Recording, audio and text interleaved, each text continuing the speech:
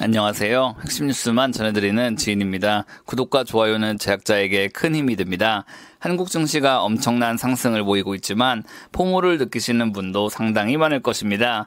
왜냐하면 지주사와 원전 그리고 이재명의 지역화폐 정책에 따른 상승만 진행되고 있기 때문입니다. 이런 상황에서 시장을 능가하는 수익을 확보하려면 상법 개정 일정, 기업의 밸류업 계획, 사업 전망을 모두 살펴봐야 합니다. 이러한 기조를 바탕으로 비츠로셀에 대한 최신 소식을 알려드리려고 콘텐츠를 제작했습니다. 그럼 시작하겠습니다.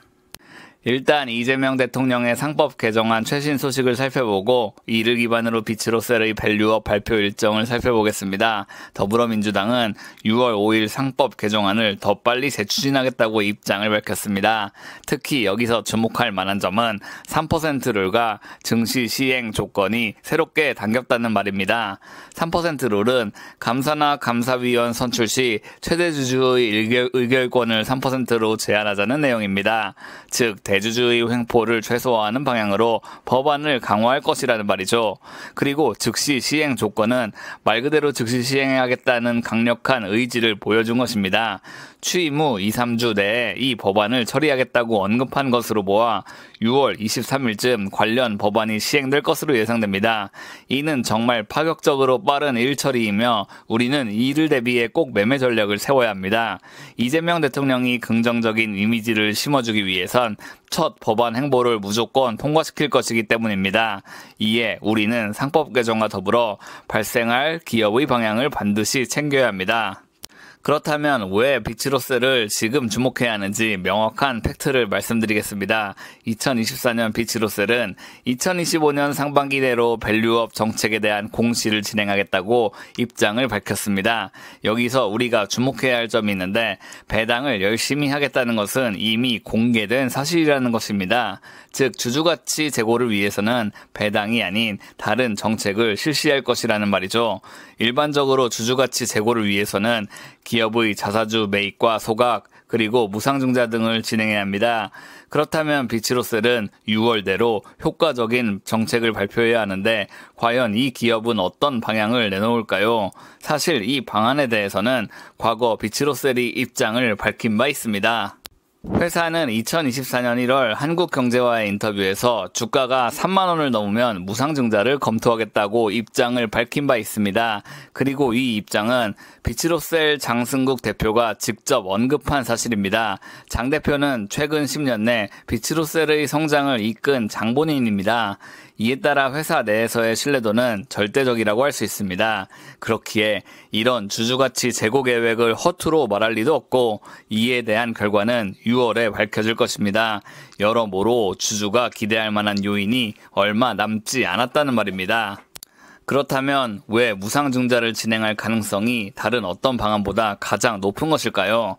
이는 기업의 부담을 최소화하면서 주주들에게 호의적인 이미지를 심어줄 수 있기 때문입니다. 최근 이재명의 탄소 배출권 공약에 에코아이의 주가가 급등한 바 있습니다.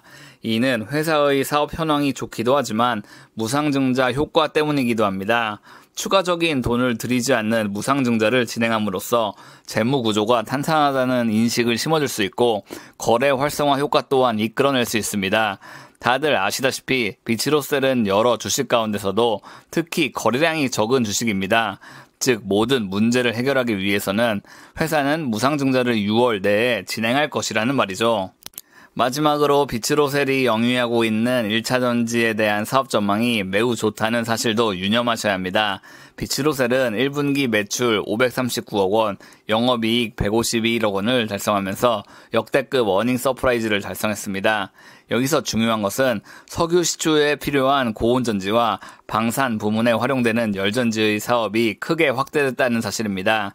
이 얘기는 그동안 회사의 주력 사업이었던 전력 인프라용 보빈정지 사업 외에 다른 부문이 확대된다는 말입니다. 즉 기업가치 릴레이팅이 올해 들어서 급속도로 진행되고 있다는 말이죠. 이는 회사가 배터리 기업뿐 아니라 방산 기업으로서의 PER을 적용받을 수 있다는 것을 뜻합니다. 실적이 좋아지면서 주가가 상승할 만한 요인이 여러모로 집중되고 있다는 것입니다.